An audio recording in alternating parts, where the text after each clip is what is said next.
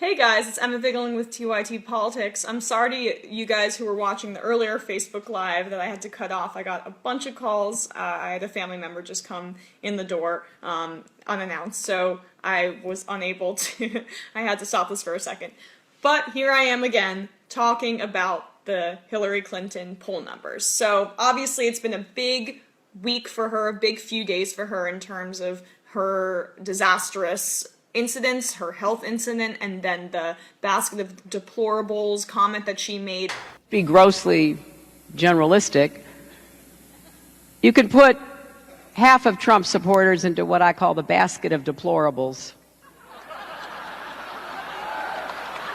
Right? The racist, sexist, homophobic, xenophobic, Islamophobic, you name it.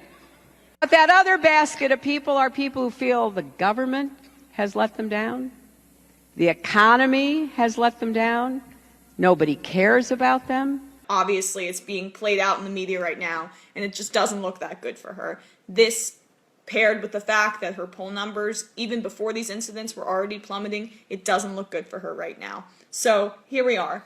These latest NBC SurveyMonkey polls show that her lead is around 2 points right now. They do a two-way race between Trump and Hillary Clinton. She's up by 4 points in that particular poll, but as I've said previously before, those poll numbers don't mean anything if you don't count Johnson and Stein in them, which the mainstream media loves to discount those guys. But of course, they're huge players in this, including Gary Johnson, who's actually climbing a little bit. Jill Stein has plateaued a bit, but we'll get to that when we come to it. So in a four-way matchup, Clinton leads Trump by just 2 points, 42% to 40.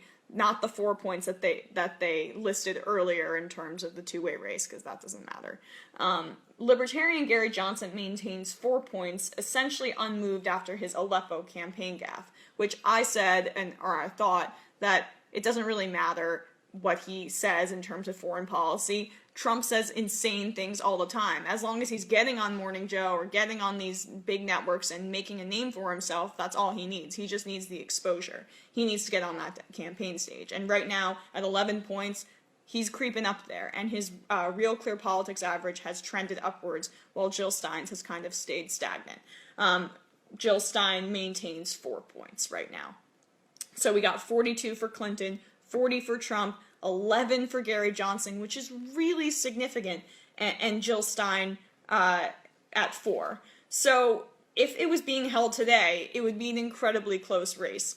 This survey was among 16,000 voters, and the crazy thing about this is that 5 weeks ago, Hillary Clinton had a double-digit lead over Donald Trump, and she's just continued to plummet, which shows to me that once Trump lays low for a little bit, he doesn't say anything outrageous. He doesn't make comments alluding to assassinating his opponent. That was a pretty big deal. Then people just flock from her. No one wants either of these two candidates. So when you give someone an excuse not to vote for the other one, they're going to flock to the other. That's why we see this crazy pendulum swinging, and we see someone like Gary Johnson getting 11% of the vote, which is damn near close to what he needs to get on that debate stage. I'll get to more of that in a minute.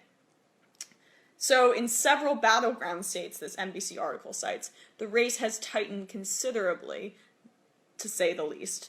The Real Clear Politics average for these battleground states, in Florida, Trump is up by 0.1%, which is a tie. But literally 2 weeks ago, she was up by 5 points. So you see that even before these scandals have hit of her fainting, of her making the basket of deplorables comment, it's not looking that good for her, despite those things. And in Ohio, she's up only by 2.5 points, and again, she was up by 5 2 weeks ago. So it's a consistent trending downwards, and in Nevada, it's an essential tie. So while she did have a double-digit lead over Trump in the wake of those crazy, Khan family comments and the Second Amendment stuff, she has completely lost that lead, pretty much. That's even before what's going on right now in terms of her health issues and stuff like that. So it's looking really bad for her, and she should be less arrogant. Of course, she isn't, and she's always thinks that she has this in the bag, and that's what causes her to say things like that, to keep her health from the media and to be secretive about it, fainting outside of a 9/11 event, or to, when you're talking to donors behind closed doors, say, half those Trump supporters are a basket of deplorables, and go off the cuff like that and not think that that's going to wound her in any way. Because that's just her MO, is arrogance, hubris, and then things go south for her. If there's one candidate in history that can just completely blow a lead by playing, I watched a lot of football this weekend. She's literally the equivalent of Mike McCarthy on the coach for the Packers, just Eddie Lacy, down 1, 2, and 3, despite the fact that you have Aaron Rodgers in your back pocket, meaning you could completely obliterate this clown that you're running against, but you consistently play it safe. And you know what happens when you consistently play it safe? You maybe lose. So I wanted to talk a little bit about the fact that these two scandals, the basket of deplorables and the fainting, are just more than anything a bad look. So she's basically making herself appear to be as secretive as she is. So it plays into the stereotype that is about her, which is a correct stereotype, that everything is about optics, everything is about how things appear, everything is about how the media is going to pick up on something, and blah, blah, blah, blah, blah. So the stumble outside the 9/11 event, I'm sure you guys saw that, that was really bad, because it looks like, oh, she's... And then she had a crowd of people coming up behind her and trying to catch her and prevent the media, I guess, from seeing. And that also looks bad. It looks like, wow, you're really hiding something here. And also the basket of deplorables comment, which I have defended in the sense that it's kind of true. I mean, here are just some stats for you about Trump supporters. She basically said half of Trump supporters are racist, half of them are xenophobic, and it's kind of true. 57% of Trump supporters want American Muslims to be more heavily scrutinized than other Americans. 42% of Trump voters think that the treatment of racial and ethnic minorities is an important issue. According to Vox, 58% of them have either somewhat or strongly unfavorable view of Islam. Reuters, here's another one, I just couldn't help myself. 48% see blacks as more violent than whites. 44% say they are ruder than whites. So, not an untrue statement by Hillary Clinton, but again, it just really plays into her arrogance, into her hubris, the fact that she thought, I can say whatever I want, and especially because it's behind closed doors, where she is kind of her true self to her donors, to the people that like her, the people that can suck up to her and stuff. It just makes her look bad.